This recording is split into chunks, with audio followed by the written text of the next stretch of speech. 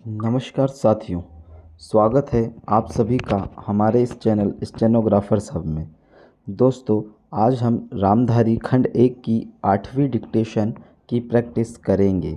दोस्तों, अगर आप चैनल पर नए हों तो चैनल को सब्सक्राइब करें और वीडियो को लाइक करें।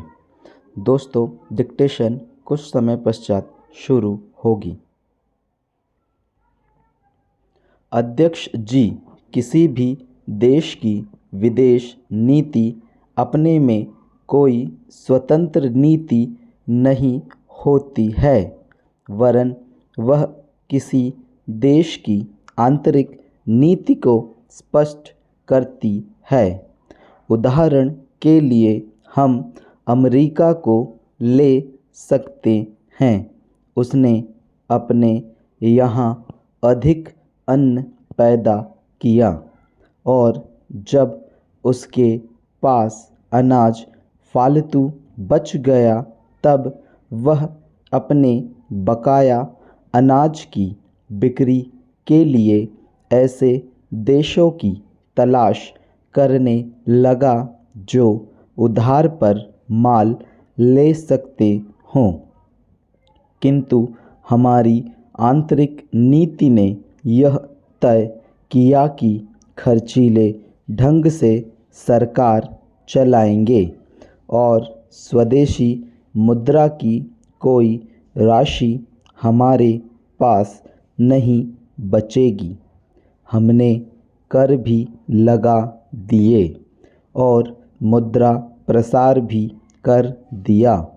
कुछ संकट पड़ने के बाद इस बात की आवश्यकता को नहीं समझा कि उस पैसे का कहीं अन्यत्र उपयोग कर सकें।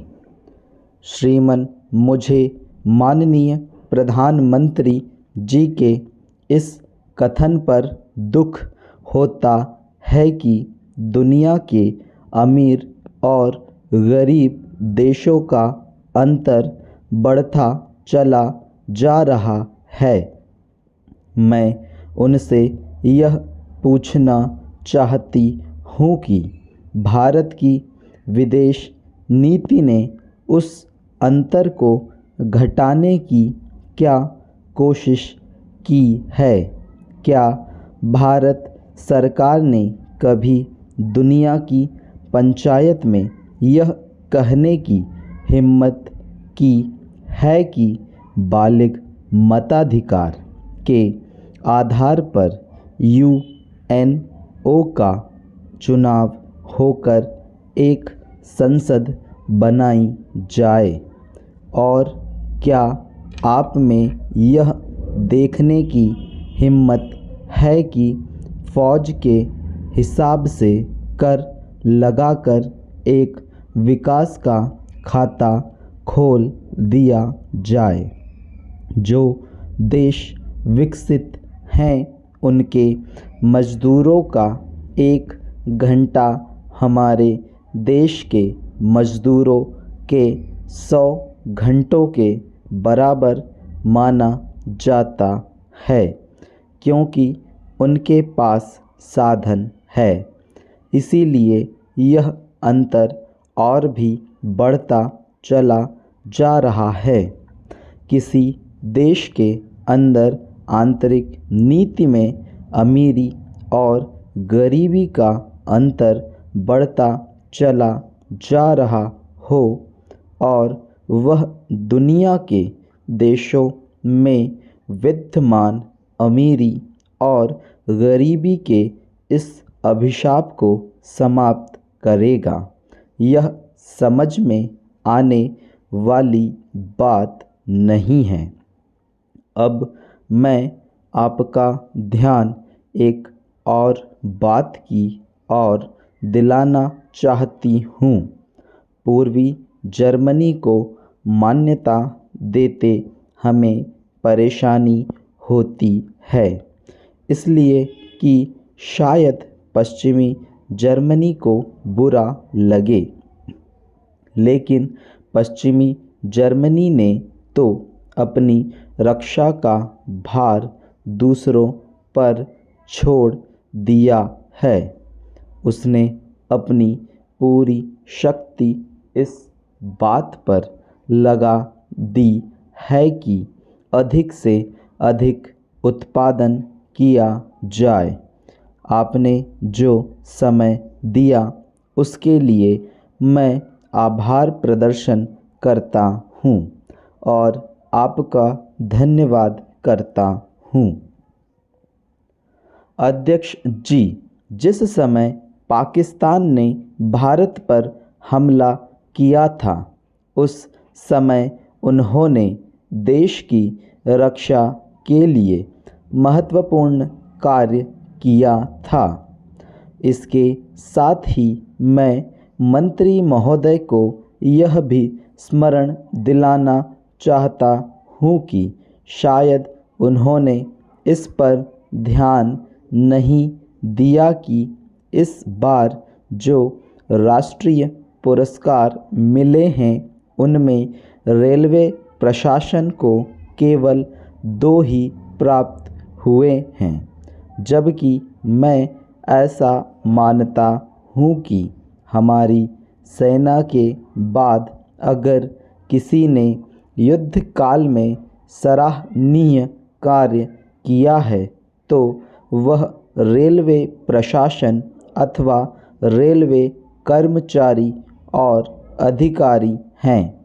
इसलिए उनके मनोबल को बनाए रखने के लिए और उनको प्रोत्साहित करने के लिए रेल मंत्री को इस बात पर भी ध्यान रखना चाहिए और इसका प्रयास करना चाहिए कि जो भी इस तरह के प्रोत्साहन मिले उनमें रेलवे का विशेष ध्यान रखा जाए।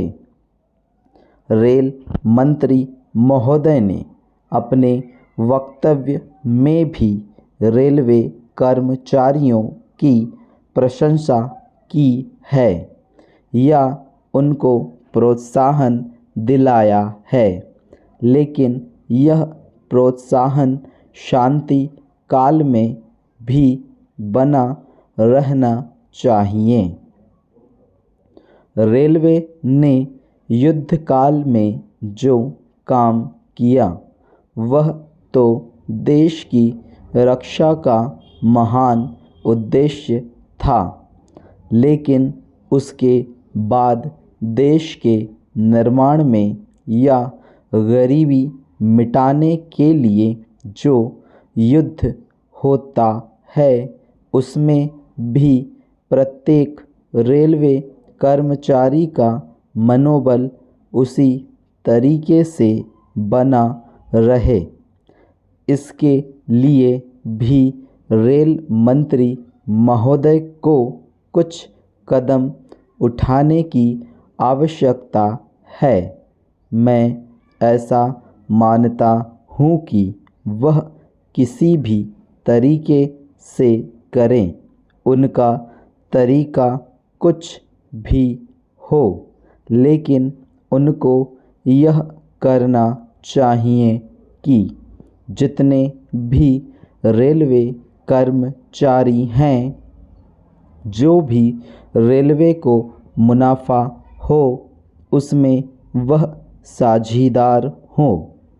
चाहे आप उनको बोनस के रूप में कुछ दें, चाहे किसी और तरीके से दें, लेकिन हर वर्ग के रेलवे कर्मचारी को मालूम होना चाहिए कि यदि वह देश के निर्माण के संबंध में ठीक तरह से काम करेगा तो उसको पुरस्कार के रूप में या वेतन के अंश के रूप में अपने वेतन के अलावा पैसा मिलेगा। इसी प्रकार इस संबंध में मैं एक और सुझाव देना चाहता हूँ। स्वतंत्रता के बाद रेल प्रशासन भारत सरकार का प्रशासन हो गया, लेकिन यह लोकसभा एक विशेष उद्देश्य को लेकर चुनी गई है। उस कार्यक्रम का एक नमूना ही है। गांधी जी ने जीवन के सभी पहलुओं पर प्रकाश डाला था। धन को वे संयम से व्यय करने के हक में थे। दोस्तों, आपकी डिक्टेशन 80 शब्द प्रति मिनट की गति से पूर्ण हुई। अगर आपने चैनल को अब तक सब्सक्राइब नहीं किया है तो जल्द ही चैनल को सब्सक्राइब करें।